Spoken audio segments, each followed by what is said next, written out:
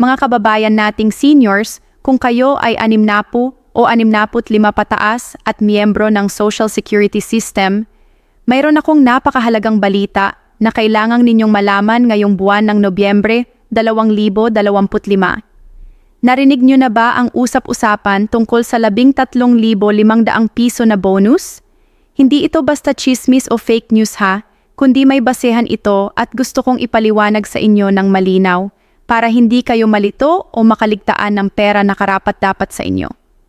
Alam ko, mahirap ang buhay ngayon, tumaas ang presyo ng bigas, gamot, kuryente, at halos lahat ng bilihin.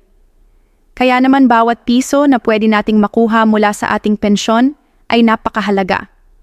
Ang problema, maraming seniors ang hindi alam kung paano kumuha ng mga benepisyo na ito.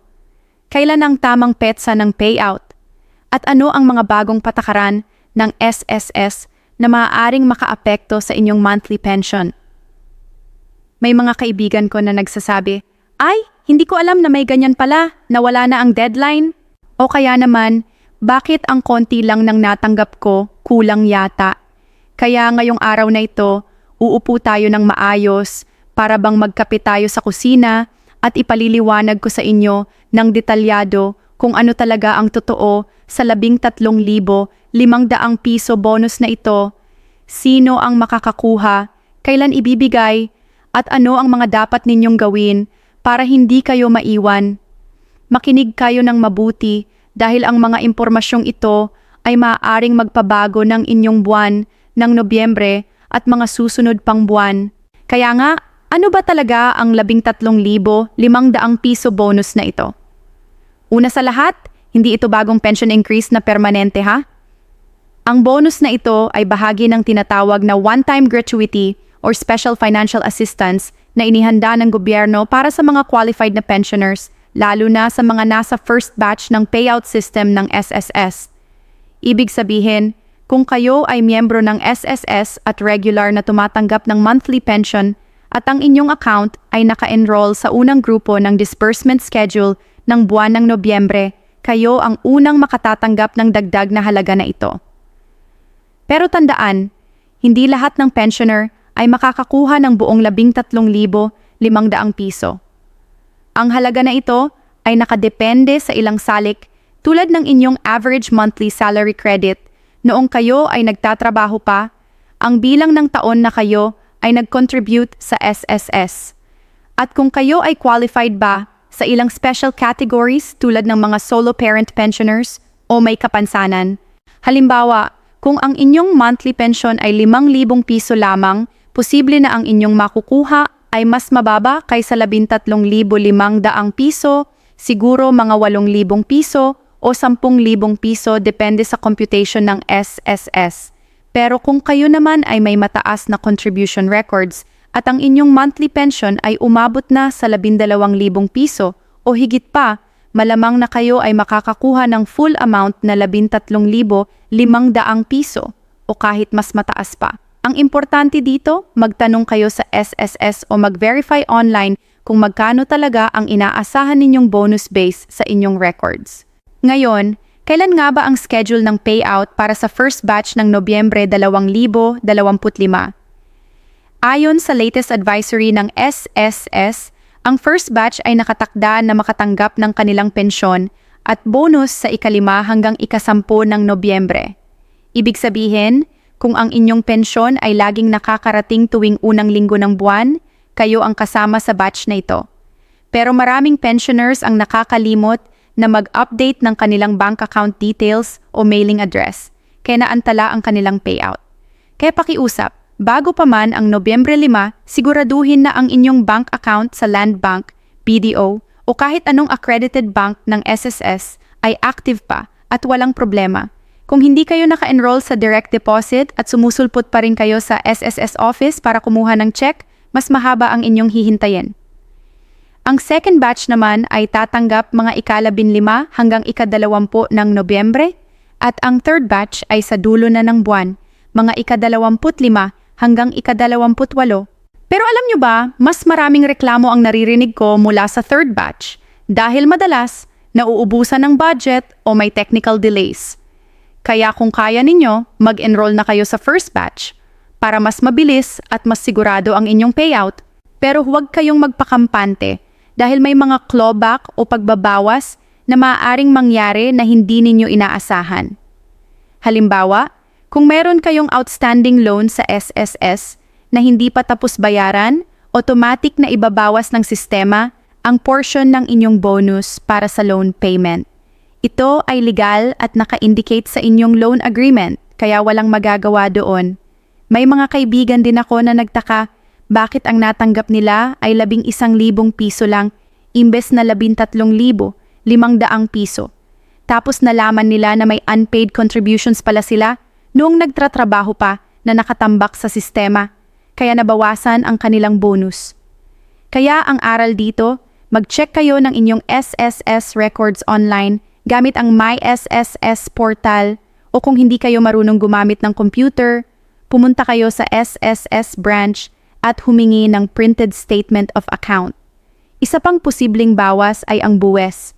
Oo, narinig nyo ng tama, may tax implications din ang bonus na ito kung lampas kayo sa certain threshold. Ayon sa Bureau of Internal Revenue, kung ang total annual income ninyo including pension at bonus ay lumalampas sa 250,000 piso, kayo ay subject sa withholding tax. Hindi naman malaki ang bawas, mga 5% to 10% lang, pero dapat aware pa rin kayo para hindi kayo magulat sa final amount na makukuha ninyo. Ngayon naman, pag-usapan natin ang mga hidden benefits na hindi alam ng karamihan. Una, kung kayo ay may asawa na dependent sa inyong SSS pension at ang asawa ninyo ay may edad na 55 pataas, pwede rin kayong mag-apply ng additional dependence pension na mga 1,200 hanggang 2,500 piso kada buwan, depende sa inyong contribution records. Maraming seniors ang hindi alam ito, kaya hindi sila nag-file ng application. Pangalawa, kung kayo ay may kapansanan o may malubhang sakit tulad ng cancer, kidney disease o heart condition, may additional disability benefit na pwede ninyong i-claim na separate pa sa regular pension ninyo. Ito ay ranging from 5,000 piso to 10,000 piso per month depende sa severity ng kondisyon ninyo. Pangatlo, kung kayo ay senior citizen at may PWD ID, may mga discount at exemptions kayo sa certain government fees at maaari rin kayong mag-apply ng additional cash assistance mula sa DSWD kung qualified kayo sa kanilang social pension program para sa indigent seniors. Ang kailangan lang ninyo ay pumunta sa barangay ninyo at mag-inquire, pero marami ang tamad o nahihiya kaya nawawala sa kanila ang dagdag na pera. Kung pupunta kayo sa SSS office, narito ang mga tips para hindi kayo mapagod at mabilis ang proseso.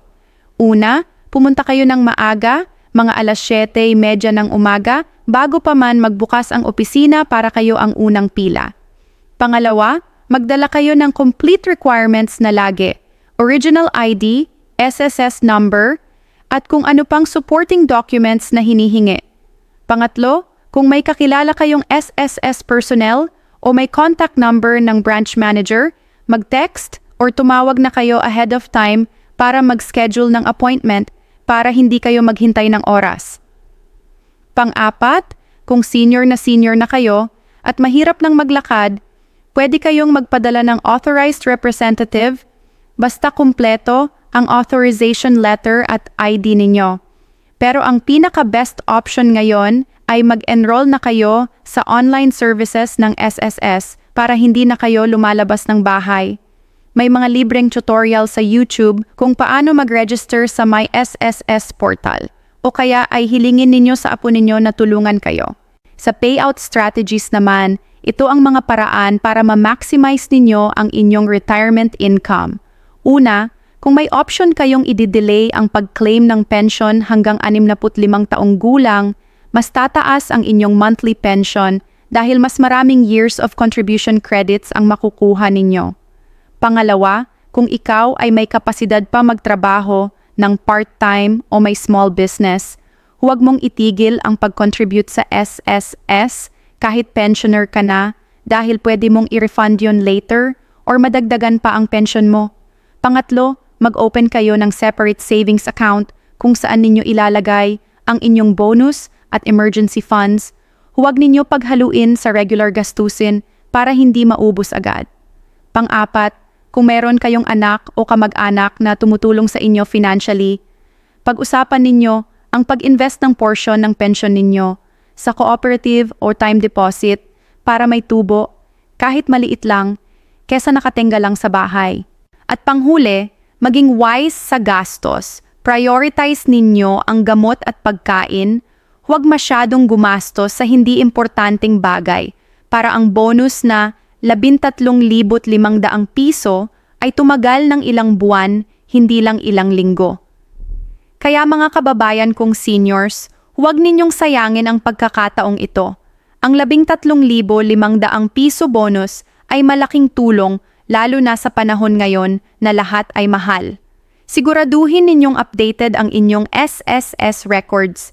Naka-enroll kayo sa tamang bank account at alam ninyo ang schedule ng inyong batch. Huwag kayong mahiyang magtanong sa SSS hotline o sa mga tanggapan nila dahil karapatan ninyo ang makatanggap ng tamang impormasyon at tamang halaga ng inyong pensyon.